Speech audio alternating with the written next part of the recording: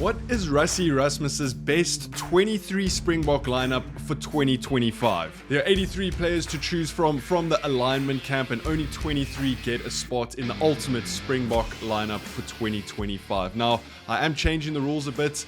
There aren't any injuries at the moment, so everyone is available for selection. I just want to see what the strongest 23-man Springbok lineup is that we can build. As always, please leave your opinions down in the comments. Leave this video a like, and if you haven't, hit that subscribe button, please. There's still about 82% of you that watch this channel on a regular basis that haven't subscribed. My goal is to get that down to 50%. So if you haven't, please hit that subscribe button and let's get in to the Springbok starting 23 for 2025. Now, first up, we got the props.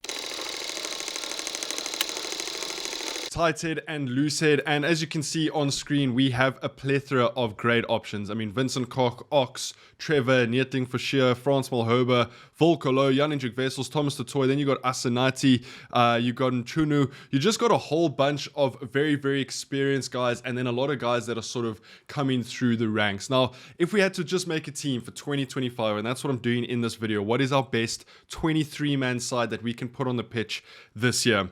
You need some guys with a little bit of experience, but you also maybe need those breakthrough guys like Volkolo has had a great sort of 1 or 2 seasons for the Bulls now. Gerrit Steenekamp has been coming up. Jan-Hendrik Wessels is that sort of utility prop hooker swing for Rassie Erasmus that we know he likes very, very much. And then you got Thomas the Tank Engine, De Toy, who's also been having a couple of good seasons for Bath. But I think for me, Oxencho is probably one of the best props in the world, so he gets that starting number 1 position. And in that 3 position, I'm going to go Frans Malherbe. I just think the experience, the scrum power he has, I just don't think we have a better loose head at the moment than Frans Malherbe. Let's get into the hookers.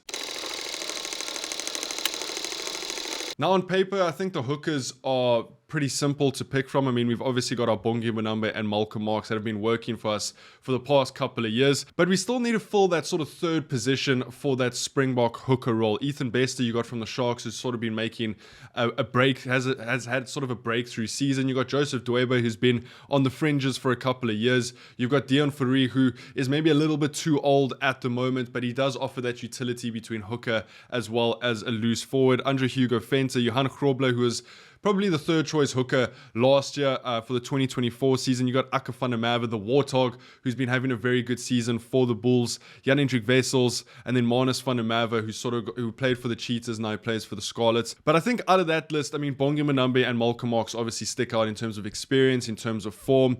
Yes, they have been struggling with a little bit of injuries here and there, but if no one was injured, who would we be picking? And I think we would be picking Malcolm Marx starting in that number 2 position. There is an argument for Johan Grobler, for Bongi Mbonambe, for even as young as Ethan Bester coming through, but I think Malcolm Marx is our best hooker for the Springboks at the moment. Then into the locks.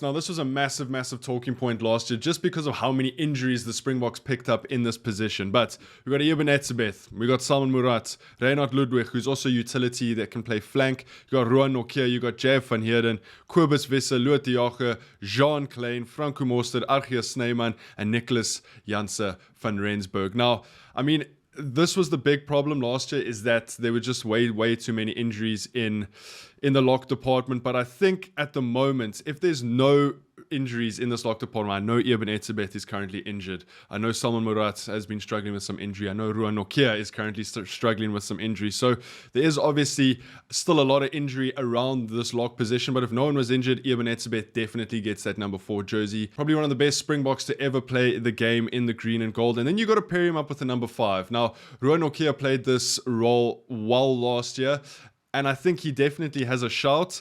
But I do think Argius Snyman has been sort of the standout lock combination that could potentially pair with Eben Etzebeth. He's been playing some phenomenal rugby for that Leinster side. I mean, he walked into that starting lineup, and we know how difficult that is to do. You got Franco Mostert, who can play sort of that utility between loose forward and lock. Loet de Jager, Jean Klein. So we do have a lot of very good options. But for me, I'm going to go with Eben Etzebeth and Argius Snyman to start in that lock position. I think that is so deadly. Then into the loose forwards.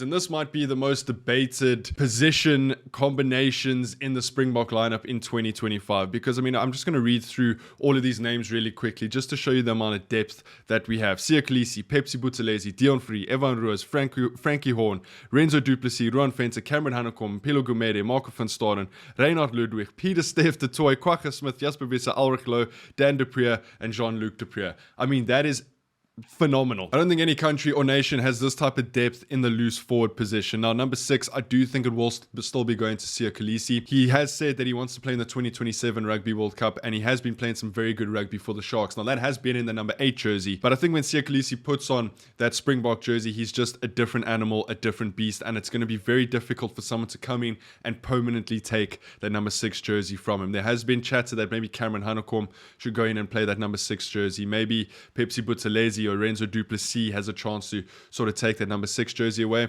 But for me, I'm going to go Siya Kolisi in that number 6 jersey. I don't think there's any debate for the number 7 jersey. When he's fit, when he's roaring, Peter Steph de Toy has to take that number 7 jersey.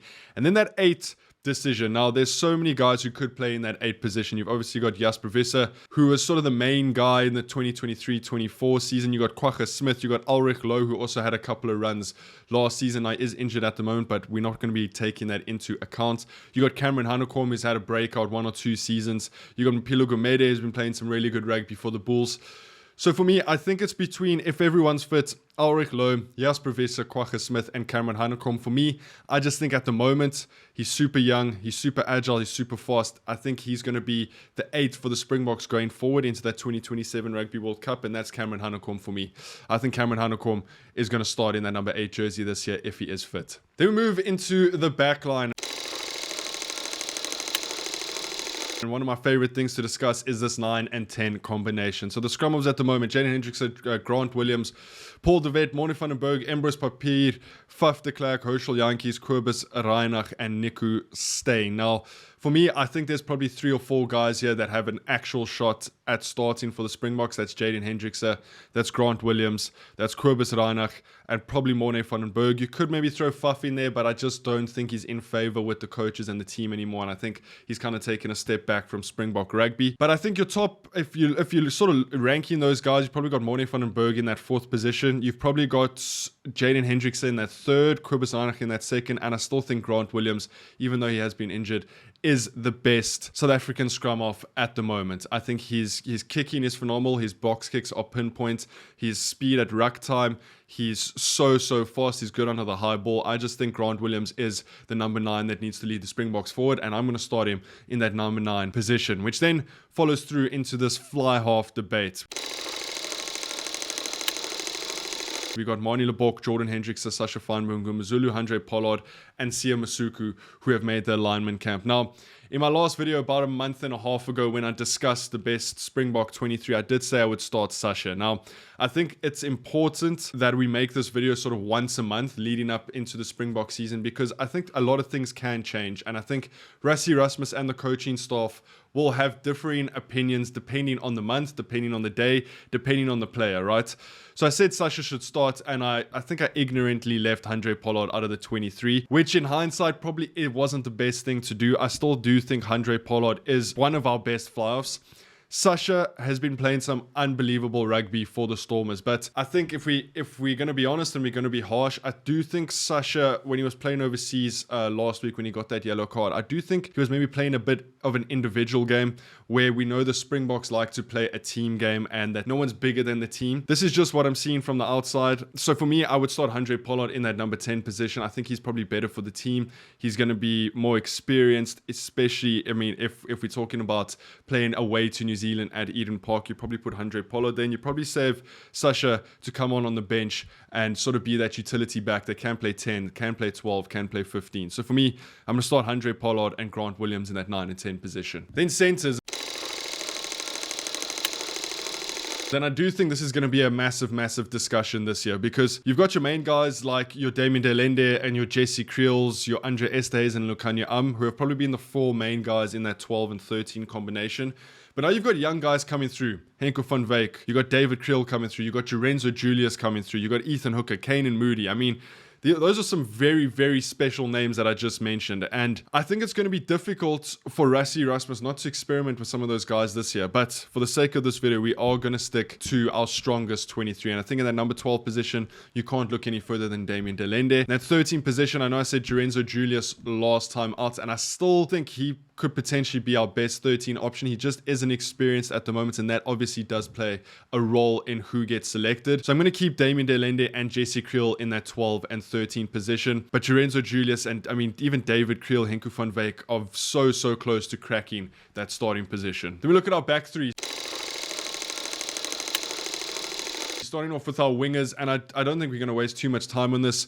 Edel van der Merwe, we know how good he's been. Makazole Mapimpi, Suleiman Hartzenberg, Sebastian de Klerk, Caden Moody, Ethan Hooker. But for me, there's just two guys who can't be replaced, and that's Kurtley Arendse and Cheslin Colby, who will be playing in that 11 and 14 position.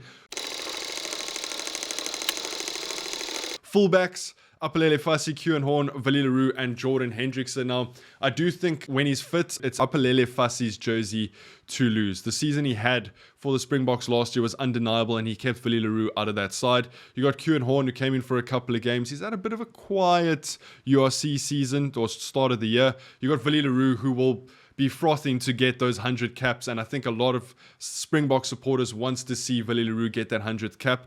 And then you got Jordan Hendrickson that can play that 15, who's been playing 15 for the Sharks now and then when Apelele Fassi has been injured, but we know he can play 10 and 12, so he might be a very good option for a utility back on the bench. For me, if everyone's fit, I think Apelele Fassi still keeps that jersey and just edges Vali Leroux out of that 15 position.